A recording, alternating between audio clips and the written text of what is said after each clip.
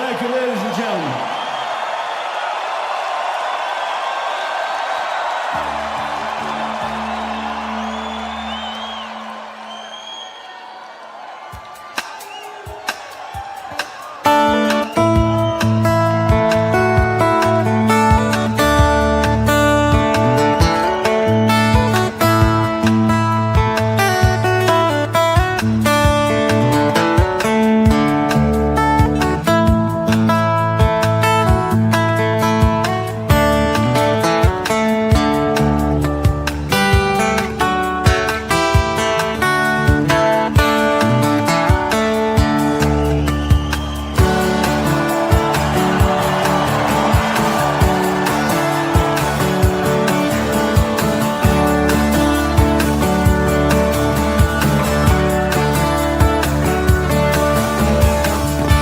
First we'd climb the tree, and maybe then we'd talk, or sit silently and listen to our thoughts.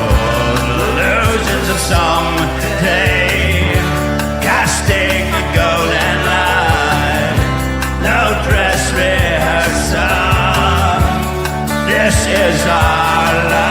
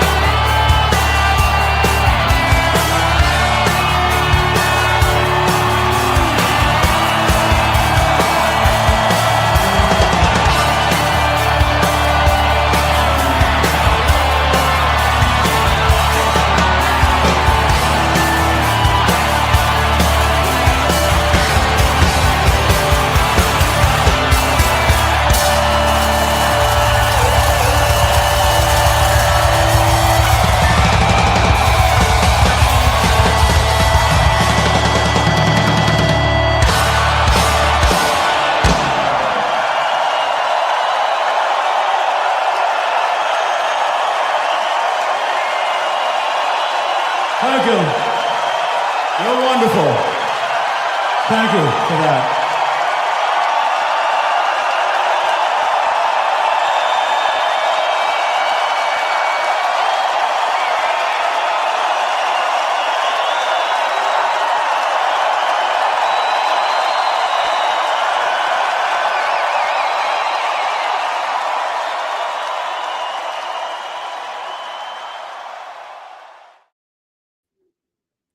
Hey, it's JD here, and welcome to That Night in Kingston, 9 years later, a live stream, a place for all of us to get together today and share some stories and some memories of that night in Kingston. I'm joined, as always, by my pal, Sara J.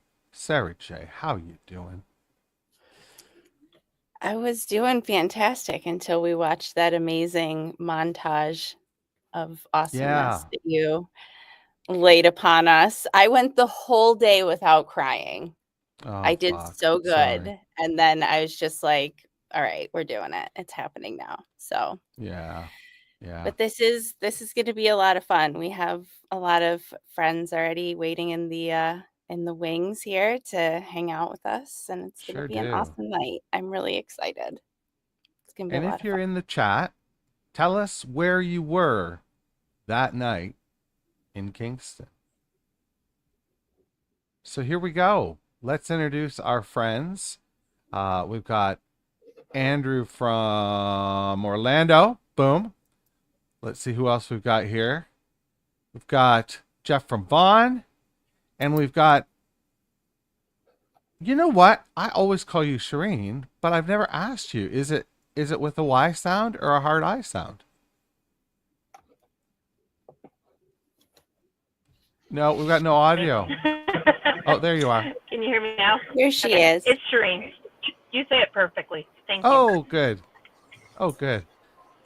All right. Well, here we are gathered with some friends. Oh, did Andrew leave? He did. Okay, we're gathered with some friends here. People that are part of membership, which is just a fantastic group. We've got a group chat going. A lot of them join us on this, our Sunday evening jam or a show like this. So, maybe consider that if you're, in the market to get rid of some of your money, which of course we all are. Hey, Jeff from Vaughan. Yo. How's it going, man? Everything is going pretty good over here tonight, thanks. Yeah. And Shireen, you? Shireen in Sacramento? I'm pretty good. Having a little bit of technical issues, so I'll do my best. Sure. All right. So I'm going to ask you the same thing that I asked the chat. Where were you at 8 o'clock on August 20th, 2016, Shireen? So I was in Sacramento. My sister and her boyfriend had driven down from Vancouver, not to watch the show with us, but it was really cool that they got to. And we sat on the couch. We made bets on what the first song was going to be. We cried. We just enjoyed it, and it was a lot. It was it. That was it. It was hard. Sara J, I want to hear all of Jeff's stories. If anybody has heard my podcast episode, they know my timeline during that time period.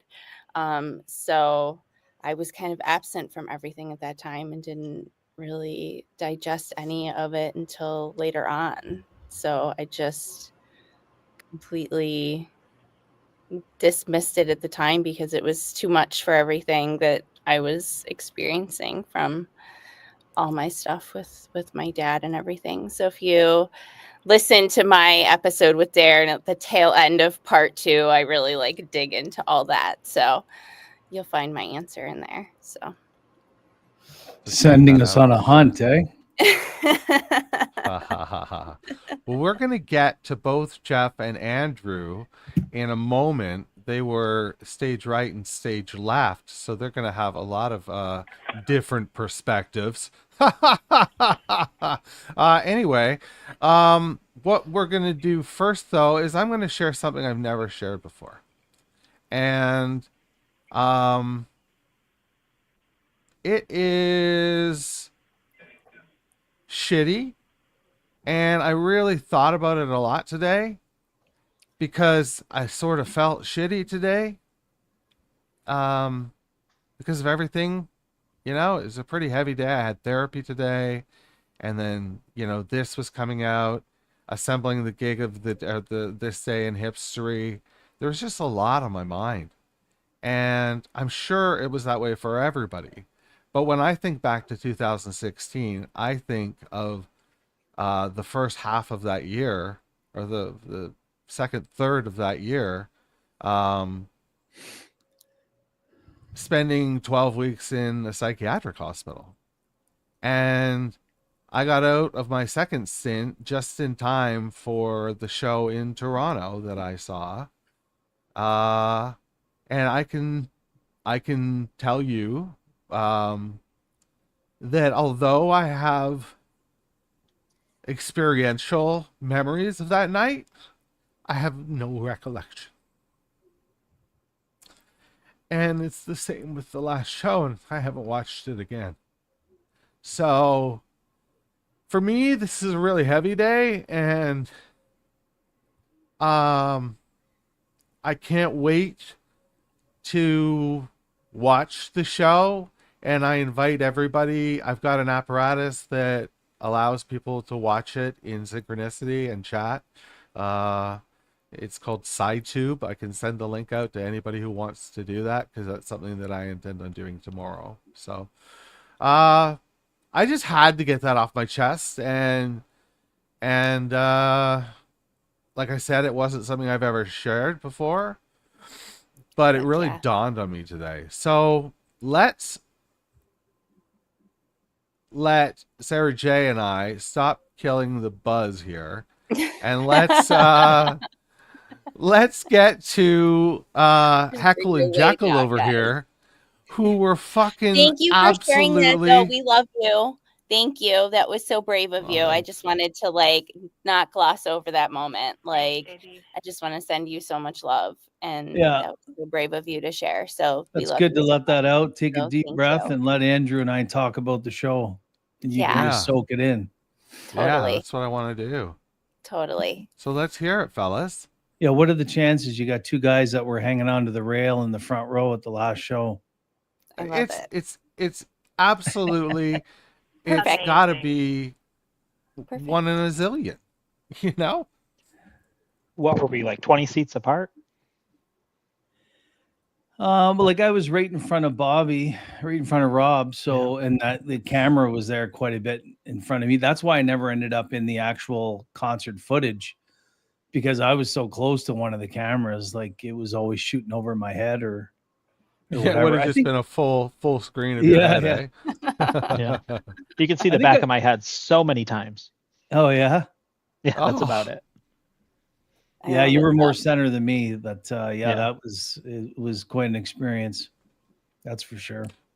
So you were in front of Robbie and Andrew. Where were you? Right in front of Gord, like just left the center. So wow, you got sweated on, no doubt. Yeah. Well, what is your I don't want to say your most favorite, because it's ridiculous. You can't rank this stuff. But what is the most prominent memory you have of that night, Jeff from Vaughan? Wow. Yeah. I mean, there's quite a few that stand out, and there's moments that are gone a bit blank because of the moment that it was, right? Sure. It's almost one of those things when you try so hard to soak it all in, you end up kind of, pushing it away. And I had gone to 5 shows leading up to the Kingston show. So of the 7 Ontario shows, I did 6. I only skipped Friday. Which one did you miss? I skipped Ottawa. Ah. So yeah, I mean, to get front row, and I didn't, it wasn't a scalper thing. It was just the concert gods and the hip gods. Like I log in, and what do you know? Like front row shows up. I remember buying them that day, and I just kind of almost shook my head, like one more time, Love it.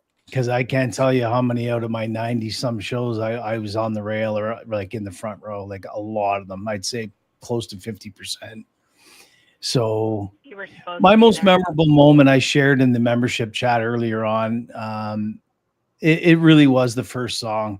That there was a buildup because we were there all day, walking around the streets, going by the Copper Penny, seeing everybody with signs, signing the walls, taking pictures of people's shirts and hotel rooms with signs, all kinds of stuff like that.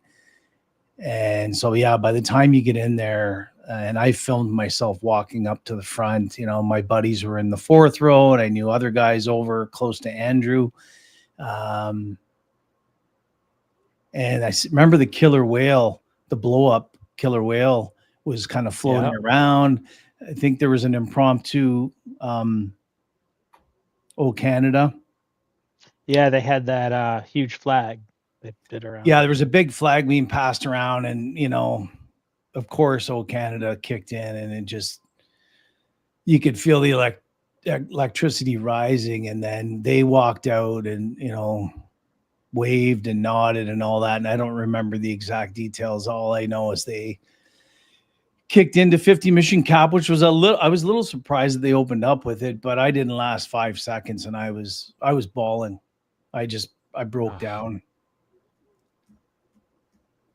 Damn. It was heavy, really heavy.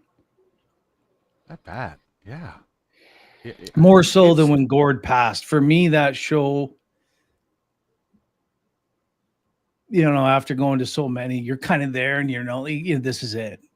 It's not like, well, maybe they'll tour. This is it. Yeah. This is it. And anyways, after that first 50 Mission Cap finished, we settled in, and, I still did what I normally do. I got some pictures in. I think I filmed Lake Fever, maybe one or two other ones, even though I knew they were making I wanted a couple from my angle. Right. And I just soaked it in I was there with a really good buddy who I'd seen probably dozens and dozens of hip shows with. Another guy, my friend, was 3 rows behind me. He wore a head cam, this little thing that's made for hockey players back then. And he wore the thing, the whole show. He's got, I should share the files sometime. It's really funny. Amazing. Yeah. And he sent all the files to the guys when they were making the documentary and all that. And wow. Whatever, that's fun. Yeah, it was it was a long day, heavy show, hanging out afterwards. I think we hit a bar after, and then we started heading home. And this guy told me, this concert guy, friend of mine, told me, he says, stop by. He goes, my place, if you want, you can get I got one of the backstage passes. And I thought, I know this guy, he's a bit of a storyteller, but knowing him, he had them. But we wanted to get home. It was 4 or 5 in the morning, and I thought I'll get it the next day. And then I think I contacted him a few days or a week later, and he sold it, or gave it to somebody else. Oh man! But yeah. Andrew, regale us with your tales. The whole day is just kind of a blur. Like I'm reading through the review I wrote. I have it from the Hip Base. Everybody was posting reviews after the shows, and it's long, so I won't drown you with it. But it was just wild. I worked all day, 12-hour day, flew into Buffalo, drove to Watertown and crashed there. And then I had plans to meet up with people and see people and do a bunch of stuff in town the next day, and I just didn't. I took the ferry across and just kind of hung out. I got into the venue a little early, and really just sat there and sat through the whole show. I ran into the Prime Minister walking around town and introduced myself, but I didn't know who he was. I just thought it was a celebrity. Like, I'm the Prime Minister. And I'm like, okay, cool. I'm from the US. So it was just there's just a ton of cool random stuff like that. My son really wanted to go, but he was too little. but he watched live on some like pirated stream. It was broadcast in Canada, but not in the States. So he was watching live down in Florida, and I get a text message. He saw me on TV, which was pretty cool. It was my daughter's first birthday. So taking a cross country trip on her first birthday was negotiated, I'll say, but it was a trip that was worth it. The show itself was Were you in just trouble? overwhelming. Totally Yeah, a little worth bit. it. Whatever Little the bit, yeah. repercussions were, it was worth it. Yeah. Yeah, I told her today because it's her birthday today, obviously. And I was like, "You think I made the right call?" And she's like, "Yeah, it's fine. I wouldn't have remembered anyway." I was like, "All right, good job." So See, that those are the moments that like that Right. you've done well as a parent. They get it. Right. They understand. Andrew, She were was you happy. were you solo on this show, or you had? Yep. Nope. I was by myself. Nice. I bought the ticket. I got that front row ticket about a week after they went on sale. So I was looking at dates, and back then it was a lot of the scalpers, a lot of bots were just starting, and that was a newer thing. Yeah. And it was a big deal to try to get tickets. Any tickets at that time with Ticketmaster that weren't purchased or the payment failed, they didn't go back on sale immediately. They put them back into a queue, and then they re-released them the following Thursday. And then any tickets that were on holdback for the band or for promotions or for the venues would go on sale 3 Thursdays after if they decided to sell them. So part of getting tickets for shows was always knowing when the re-releases were. Yeah. And I got my front row ticket at sticker price, no premium upgrade, no crazy pricing for the week after. And I had bought tickets to another show. I just sold them right away and changed my plans for Kingston. I guess. So That's beautiful. That's amazing. Incidentally, what was the other show? I wrote down Hamilton, but I don't think that's right. I think it was Ottawa. Oh, okay. Yeah. Gotcha. But Yeah, I you wanted made the right Toronto, call. but it just wasn't going to work with dates. So Yeah. For Gosh. Toronto, sorry, I was just going to say for Toronto, I got really lucky. I had a friend at the time. My son played hockey with his son, and this guy was a corporate person who had seasons tickets to the ACC, and that meant for concerts, sports, you name it. And he had given me previous concerts to tickets to, like, I don't know, Judas Priest or Ozzy or some really heavier stuff that he just wasn't interested in. So when the Hip announced their tour, I wrote him like a 3-page text and told him my story of how many times I've seen the band and what it would mean to me if he's not going to use his 4 tickets that I would love. And it would be very tough individually for me to bring my whole family, me, my wife, and my 2 kids at the time, who had already seen the Hip, and it was the first show. And all he answered was, he says, "That's a crazy story. The tickets are yours." So the first night we had 4 seats in the lower bowl, and it was my entire family. Oh, That wonderful. was a heavy show. Not bad. What a great experience. That's really special, though. Yeah. Like that would have been my daughter's maybe 6th or 7th, maybe 7th show, because I got her going early at about age 11 or 12. My son had been to only a Gord Downey solo. I don't think I had him to a Hip show, but just to see them there with with my wife and singing along, incidentally, to 50 Mission Cap, of course. Yeah, like that. If you think about what the ticket prices even were back then, like 4 of them would have been quite a hefty number. It's interesting, Andrew, how you got your ticket the following week, because it was also known they were releasing tickets right before the shows. And so we were going and lining up, and that's how we ended up. Because I think Toronto number 2, I did not. No, Toronto 2 and 3, I didn't have tickets. We went and lined up, got tickets both nights. Yeah, they had held a bunch like at back. the box office? Crazy. Yep, right at the box office. You just line up, and it was like old school. Yep, that's cool. That's cool. It wasn't really That is announced. cool. It was kind of known in the the hardcore crowd, or the hardcore concert aholics, as I like to call them. But yeah, it was, those Toronto shows were something as well. I love that, though. I love that. Yeah. So JD, you said you've actually never seen the show. Well, I mean, I watched it. I can tell you that I watched it. I can Oh, tell you where I okay. sat in my house. I Yeah. can tell you who was in my house. What you were saying is you have no recollection of the Yeah. Yeah, gotcha. And you've Gotcha. never watched I've- the replay of it?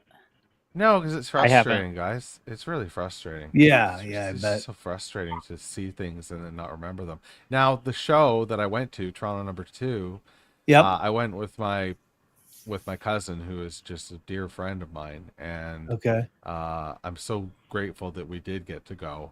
But like I mentioned, same thing. Yeah. It was very experiential, but no solid record. I couldn't tell you what they opened with. How Yeah. fucked is that? You're at Toronto number 2? Yeah. Yeah. Yeah. And that's why I didn't go. I've berated myself for years. Why the fuck didn't you go to Kingston? Blah blah. I didn't go to Kingston because I was a fucking train wreck. Yeah, you weren't in the right zone at that point. Yeah. Yep. Yep. Oh It shit. happens though. It's Yeah. all right. Yeah. You're able to watch it and you'll be able to absorb and digest it in the way that you can now. So, and that's okay. Damn. Yeah. Yep. What a night. is.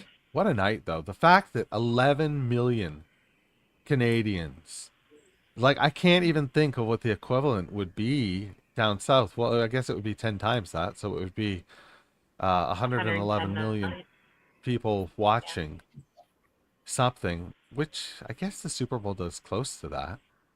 But It's not, I mean, you could say, but people aren't watching the Super Bowl. That's people that That's are true. tuned into it. They're not they're watching at the parties Su- or whatever. It's not the same, Yeah. and by any Agreed. means at all. So it's unfathomable. Just the people that were just so captivated by this moment in time. That's the part that just Craig really says gets that he me. wrote reviews of both, and I would like to invite Craig from Langley to join us here if he wants to share those. That would be really lovely. But He should. yeah, let us know, Mr. Yeah, I wrote a lot of reviews over the years, CFL. but I don't think I got one. I don't know about that show. I was so spent after that show for days. Yeah, this is definitely a valid. Where is my damn mouse? Yeah, I was just about to put that up too. That's definitely a valid point. I would agree that the Aussie farewell is definitely the only thing in recent history that relates to that for sure. 100%. Yeah, Yeah, definitely. Agreed. interesting. And I know this is a show about the hip, but I really think it's interesting because had he died 30 years ago, I don't think there would have been the same, like he really, like, he was a heavy metal artist in the early 80s. He was seminal because of Black Sabbath, but then when he went solo, it was pretty heavy stuff for the time. And anyway, blah blah blah. Well, but then became a reality TV star. Like That's people that right. didn't even know Yes, that's Ozzy got to exactly know right. Ozzy. Yeah. Yes. Yep. Absolutely. And then he did Mama, I'm Coming Home, and around the same time, and Yeah. yeah, Yeah. it became Yeah. very lovable. Yeah. Back to our friends in the hip. I wonder, I just wonder what was going through everyone's mind that night. Like, what could they possibly be thinking? Because every other gig, there is another gig after. Always. Yeah, but Bands JD, it don't wasn't. bands don't get to be perfunctory. They don't get to say, we're done. This is it. Mm-hmm. But they never Very really rarely. did. At that time, they weren't saying this is the last show and this is the last was- tour. The implication was there. It right. was, but Yeah. they were also saying like, we'll see how it goes. There could be more. We're not saying it's done. And it seemed like during that time they were pushing back on the idea of it being the last show or the last tour. I know, but then you watch Long Time Running, and that debunks Yeah. that, right? Like, Yeah. it's like clearly they It's were like ready weird. to pull the plug at the earliest moment. Yeah. It's weird how publicly they were. I think they just didn't want that to be the sentiment of it, maybe. Yeah, I But suppose. I remember just publicly that's what was going on then. Like Yeah. during the tour, that was everybody's like, well, maybe there'll be a US leg, maybe there'll be more dates after if it goes well. Because everything was, let's see how it goes. That's interesting because I would say virtually everyone up here, Yeah. it was in their mind, embedded in their mind that this was it. That's Yeah. it. Yeah. There was no well, maybe there'll be, No. another leg. It was Like, they more didn't even like do the East Coast. courage for Gord and trying to stay positive in that. But Yeah. we knew. I mean, Yeah, I think more towards the end of the tour, yeah. But I think as they were Yeah. like ramping it up and publicizing it and stuff, it seemed like they just didn't want to talk about it that way. that's right. Yeah. And then little did we know that Gord had a whole other thing planned after that, right? Right. Yeah. Yeah. With the secret path. I mean, that just came out of left field and kind of What a trick to have up your sleeve, huh? blew a lot of us away. I was lucky enough to get a ticket to the show here in Toronto at Royal Thompson Jeez. Hall. That was like that was in a different category of live music performances. Like it was Wow. it was way out there. Yeah, really heavy. Mr. Jeff from Belleville has to say this, and I'm curious of this as well. I Huh. wonder. I really wonder. Huh. Yeah.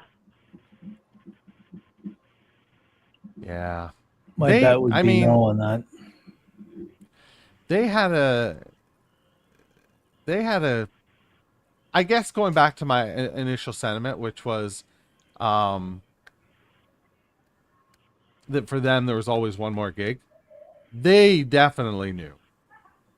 When they were playing Ahead by a Century and winding it up, they all knew that was it. And that was my point, that the band knew that this was it. There's no gig afterwards. There's just no fucking gig afterwards.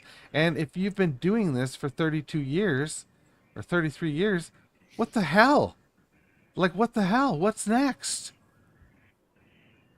It must have been the most fucked experience ever, because you would be elated that you are on the national broadcaster of Canada and you are being shown coast to coast. You know that people are watching around the world. You don't know how they're watching, but you know they're watching. And at the same time, they've got that feeling, right? This is it. We're gonna have to go through the door right now that reads civilian life. Odd. Just very odd. Trying to catch up on these comments here. I'm like trying to keep it together, just like listening and trying to keep it together. Yeah. How? Yeah. Being there watching the show, one of the things I wrote in my review was like, you got a couple songs into it though, and it's almost like you forgot. At least me being there, it's almost like you forgot it was just another hip show. Like, and I don't want to minimize it that way. Yeah. But once you're into it, you're going song to song, and then like they kind of walk off the stage, and you're like, oh yeah, that's right. And then it's the first encore and the second encore. Like, it was hard to kind of get wound up about it till really that last song. And when that last song came on, it was like just different. It just felt different. Everything was really heavy. And I have a crazy story about that, but I don't know. It was just different. It really felt shareable. Different. Oh yeah. I'm like, please share it. Of course we want to hear it. All right. You don't do the tease like that.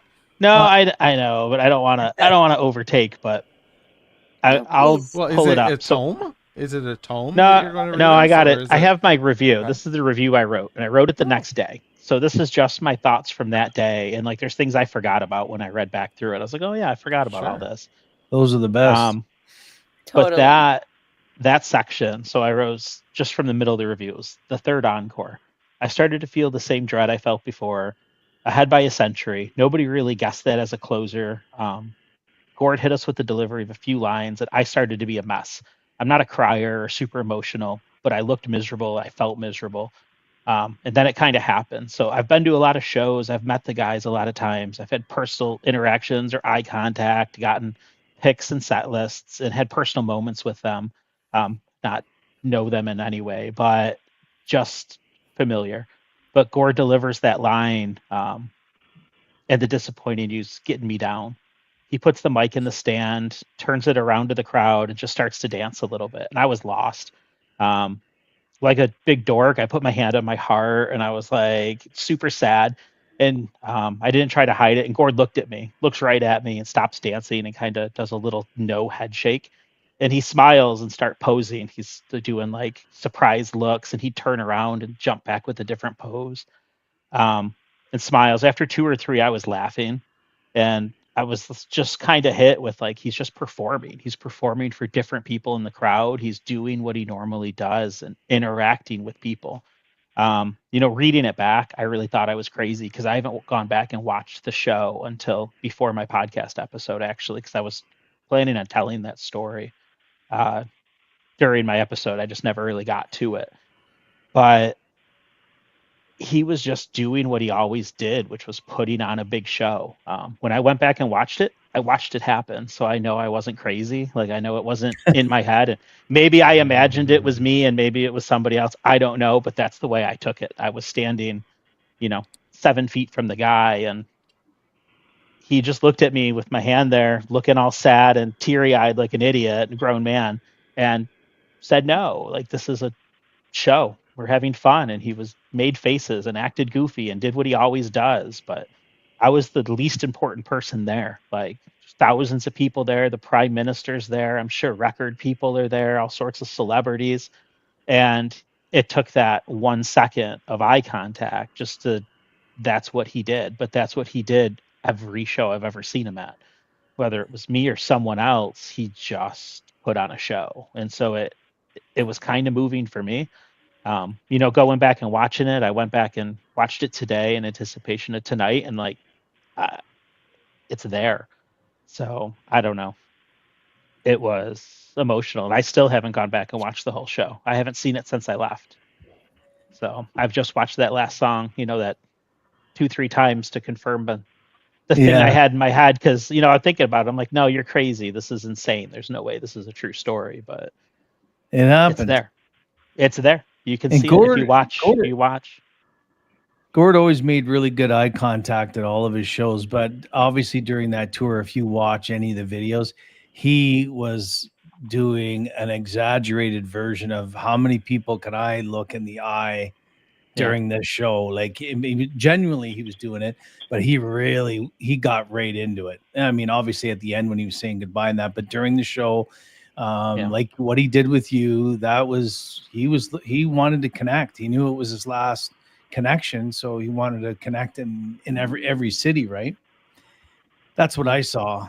So I've totally been in your situation before, and it's and I just took it as this is the last time you're performing. This is the last song, and it just wasn't at all selfish. It was he wanted to do that show, and it was hard. He saw that I was sad, and he's like, no. You can see him shake his head no and turn around and try to make you laugh. And until I laughed, he didn't stop. It was funny. It was different. That's Gord the actor. Yeah. Doing his favorite thing. The family was over on the right-hand side, was on his right. And another moment I remember clearly, and you can see it in the video. He Toronto Number 4 has always been one of my favorite songs, and I know it's one of his too because it's kind of about his grandmother. But I know they did Toronto Number 4 during the Kingston show, and he looked over towards his family, but he messed up one or two of the words, like he just got them switched around because he took his eye off the monitor or whatever, and he made this little like fist, like fuck, like almost like, okay, listen, you have no memory, you're supposed to mess up a little bit, that's like we're expecting, it's not a big deal, but it's almost like I didn't want to mess that song up though. Yeah, like it was just, you know. And I never looked at, obviously, especially on this tour or any tour, I never really looked at any of that. It was never, he missed that word. I've seen Gord switch up stuff on purpose, and I've seen him switch stuff up because he doesn't remember. And then Paul looks over at him and gives him that little grin, like, you're not even close there. Yeah, he always kind of, and he's actually, I remember him going to Paul numerous times over the years. And Paul lean in and say something in his ear. Oh yeah, okay, right. Maybe that was pre-monitor days.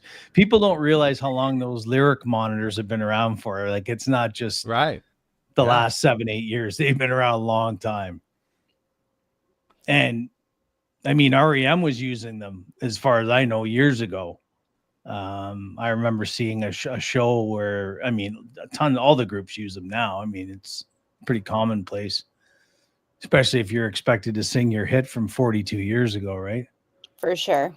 Yeah. That's awesome, Andrew, that story. And I agree with Mojo.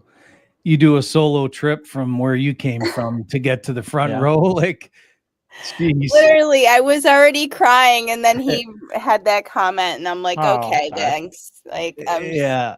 Guys. Killing me.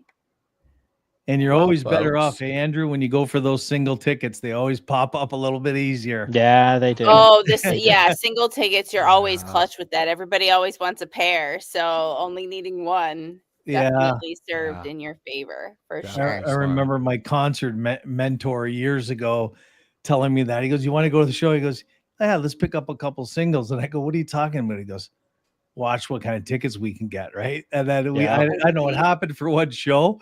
You know, we're like a row apart or, 10 seats apart. And like him and I are both, obviously, if you're into the music, you don't have to have somebody there to have a big conversation with. And that's when I got it. I'm like, okay. Yeah. This is almost like a ticket secret that nobody knows about. Solo shows. Let's go. Totally. Well, folks, it's been great getting together and celebrating and commiserating and pontificating and all those me other cry great live on ing TV. words. So thanks. Right. Crying. Yeah, there you go. We're going to leave from the same door that we walked in, and we're going to take another look at Ahead by a Century. A little composition that I put together to the band singing their last song that they would ever sing together. So let's do that. Thanks everybody for coming out. Pick up your shit.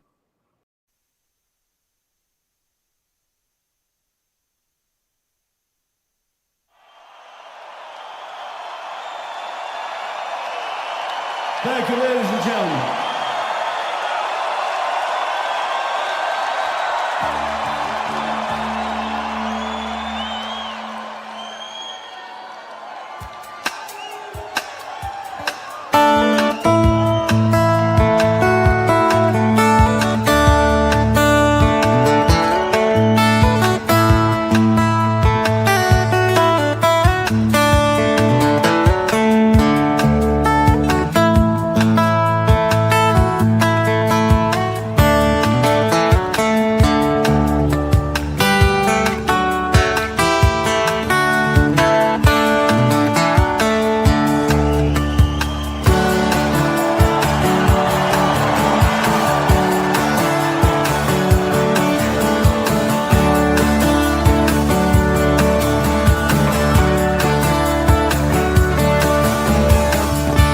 First we'd climb the tree, and maybe then we'd talk, or sit silently and listen to our thoughts, illusions of someday, casting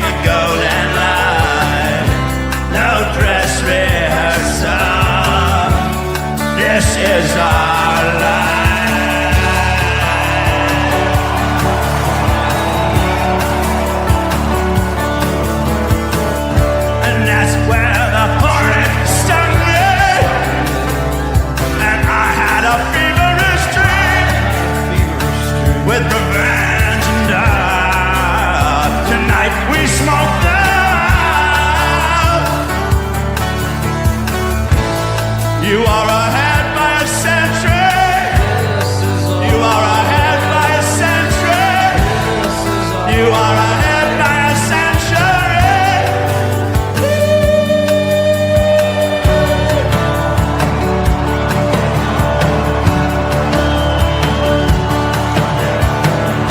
Stare in the morning shroud, and then the day began. I tilted your cloud, you tilted my hand. Rain falls in real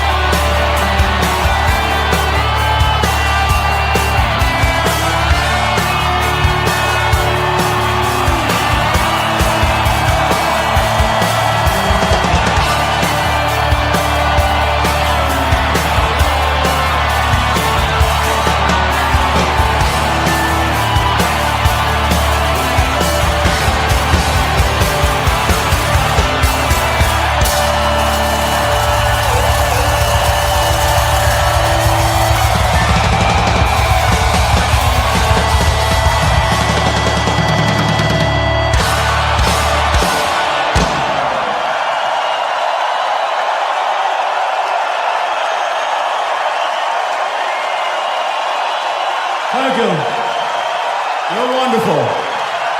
Thank you for that.